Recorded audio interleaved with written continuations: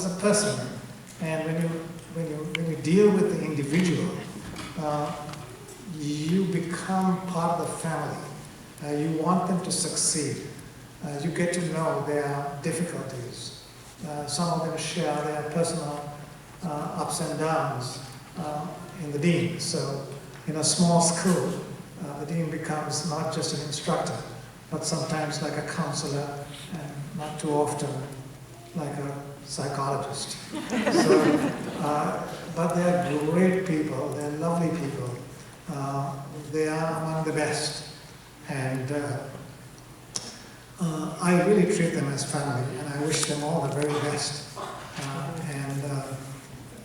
It's just an incredible group of graduates we have. And thank you very much, and congratulations for all your efforts.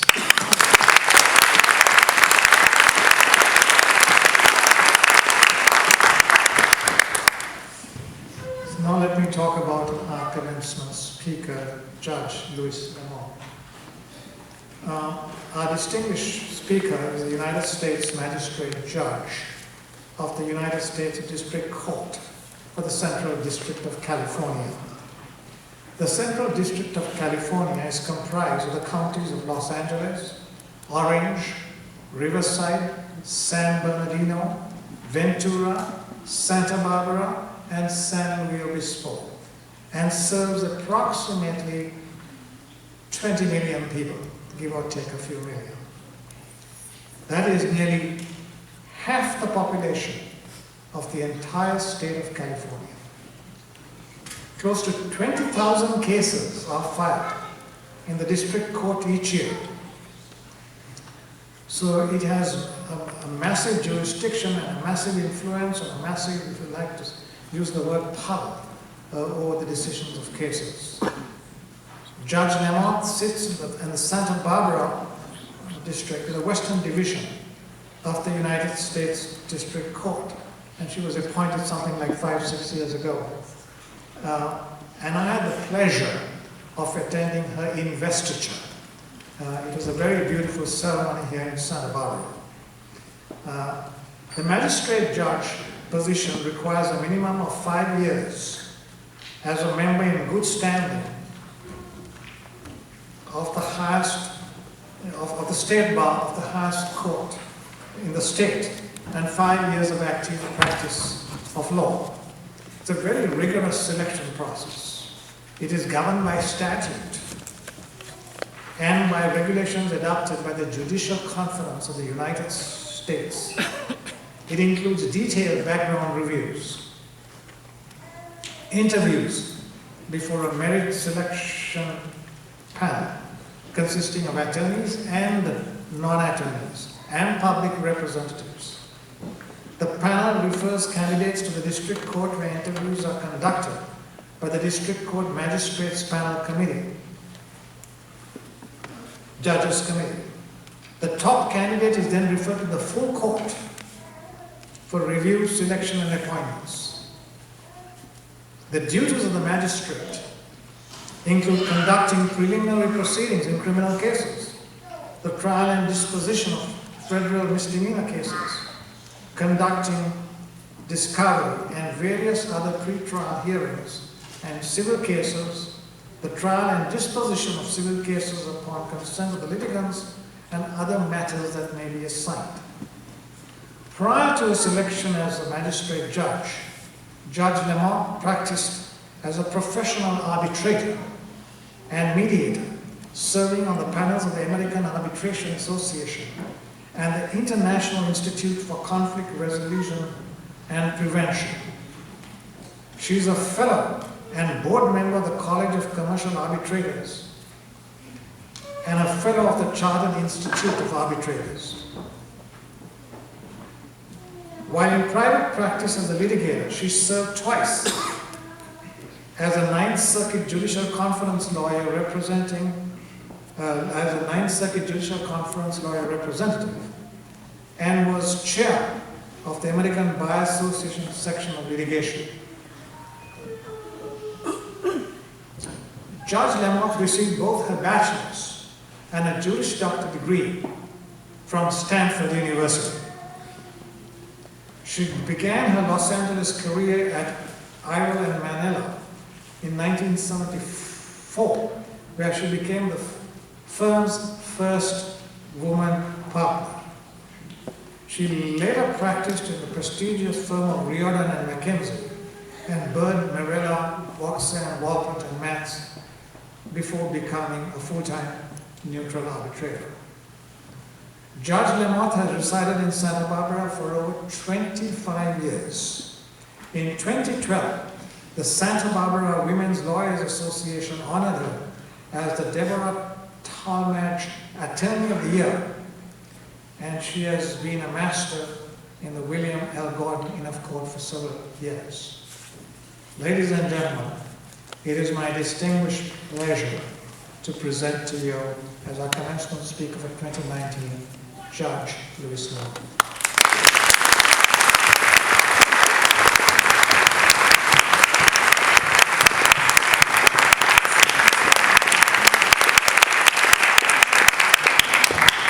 Dean Poulet, Board of Directors, faculty and distinguished guests, and family and friends and graduates. Well, you made it to this day. Pat yourselves on the back for a great achievement. Maybe at this point you're just tired, but I can tell also how elated you are. And you may have accomplished what no one else in your family has even dreamed of doing. So take a moment to congratulate yourselves and rest on your laurels a bit before you think of what lies ahead. Yes, it's the bar exam. It's a high hurdle in California, and one that has probably been at the front of your mind since the beginning of law school. So I can't tell you how to study or mentally prepare for that ordeal. What you've been learning already for the past 4 years will give you the foundation to succeed. Now it's just a matter of reading and rereading and making lists and writing notes and jamming everything you can into your head to help you get through the testing. I want to talk about coming out on the other side and what is it like. But first, I want to do a reality check.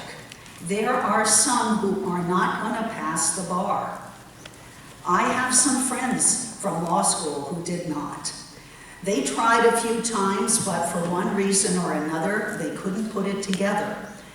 But they learned that life is not over. Many of them are working in fields connected to the law and in positions that use their legal skills without requiring them to be bar members.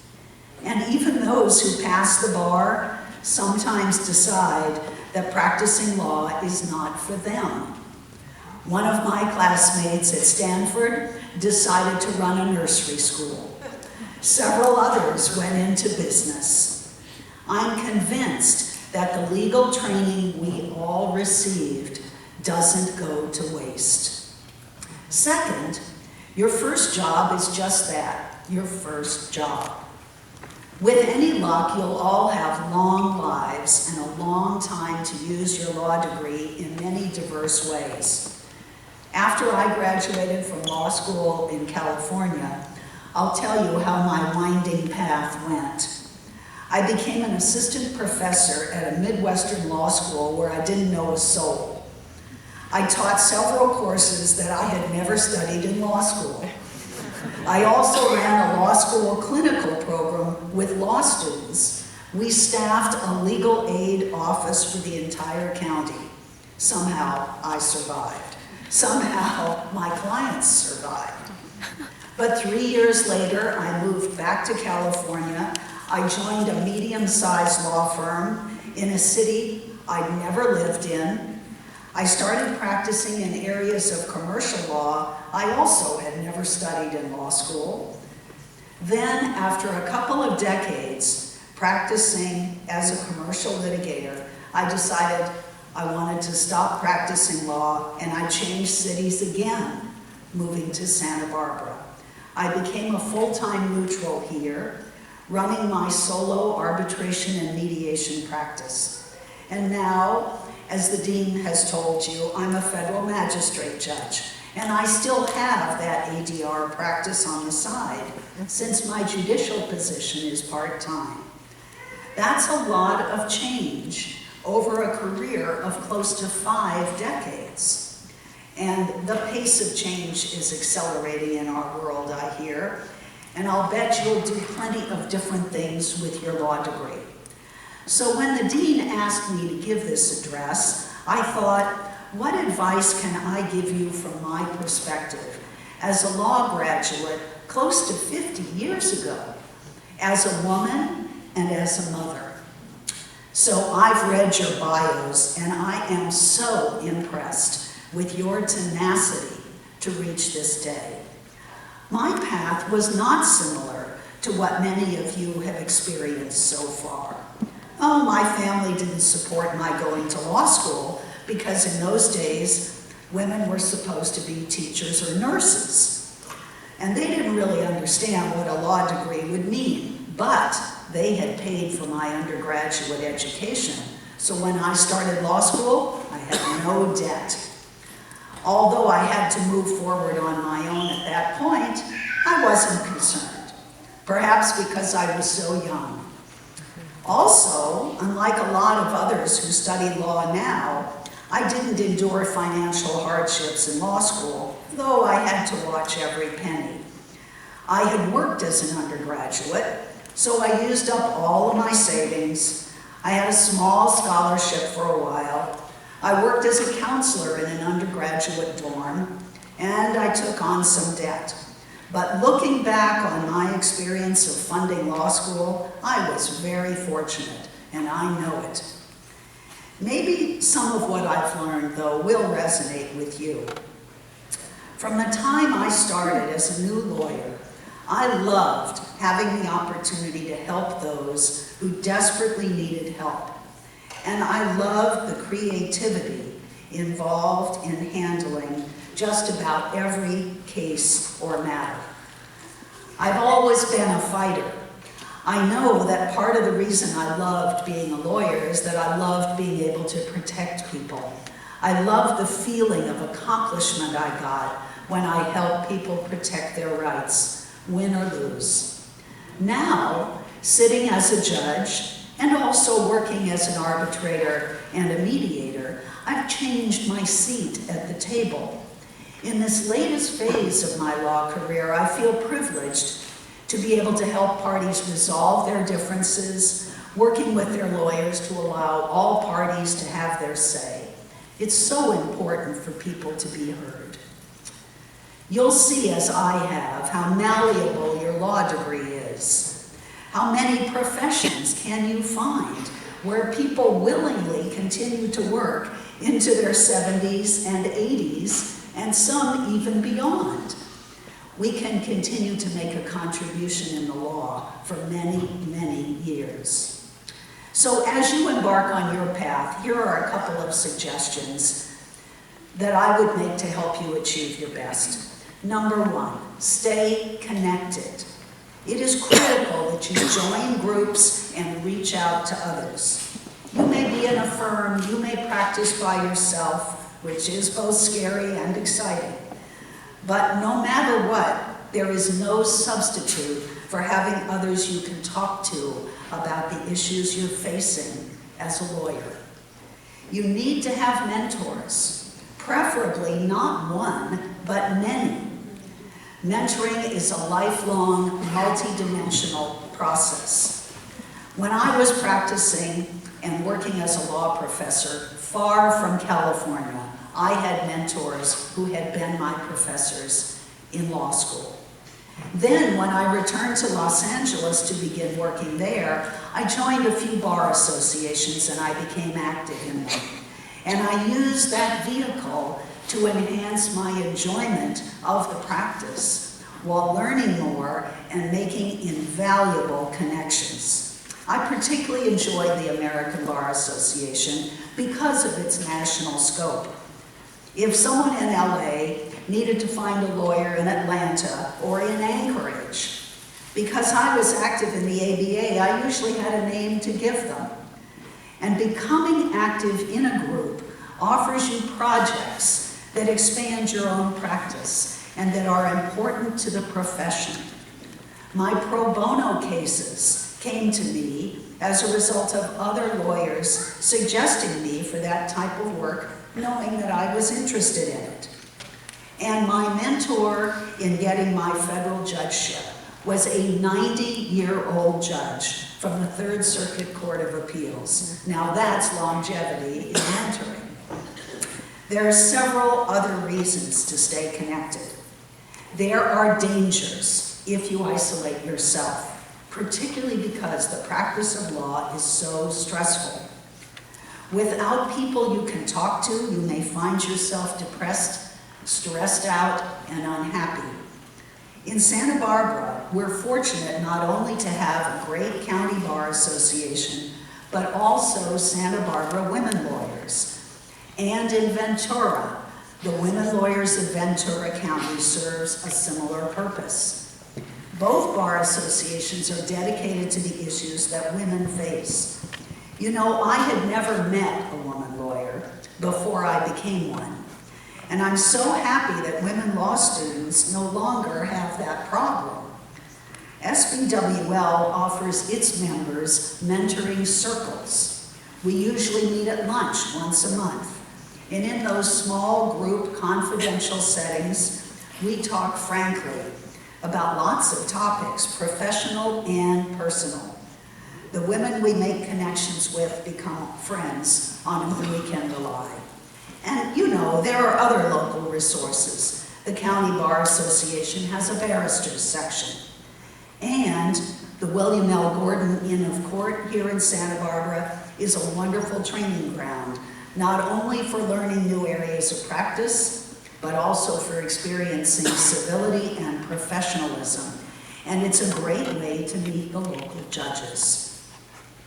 There are lots of programs devoted to helping new lawyers get established and learn about legal resources. There's a program called Bridging the Gap, run by the Los Angeles County Bar Association. It's a full-day program. Women Lawyers of Los Angeles offers a similar program. Yes, they're both focused on practice in Los Angeles, but you may find yourself appearing in court there, at least from time to time. And it's well to learn something about the scene so you don't feel intimidated by it. One organization close to my heart is the National Institute for Trial Advocacy, usually called NITA. This group of volunteer lawyers and law professors and judges teaches a unique form of advocacy skills that will enhance your performance no matter your level. It's not just great education, it creates also a lifelong web of people from the profession with whom you stay in contact. NITA offers a lot of regional programs, so just look online, take advantage of the scholarship assistance that's offered. Finally, I want to urge you to seek work-life balance. There's nothing more important than this if you're to find the practice of law fulfilling. It's been said that the law is a jealous mistress, and especially with respect to those with families, it now feels that work has become very greedy. With email and text messages, it's all too easy to be on and available 24/7. But there's a tremendous cost to not having any downtime. You need a positive way to manage stress and avoid the substance abuse problems that trip up so many lawyers. For example, learning the practice of meditation or mindfulness pays great dividends. Remember that the sensations of your body are manifestations of your thoughts and your emotions. In a short of 10-minute time, you can de-stress, clear your mind, and prepare yourself once again to be engaged. It's a great challenge to balance work and family life. You don't want to just survive, you want to thrive. To do that, you must take time for yourself, and it's not selfish to do that.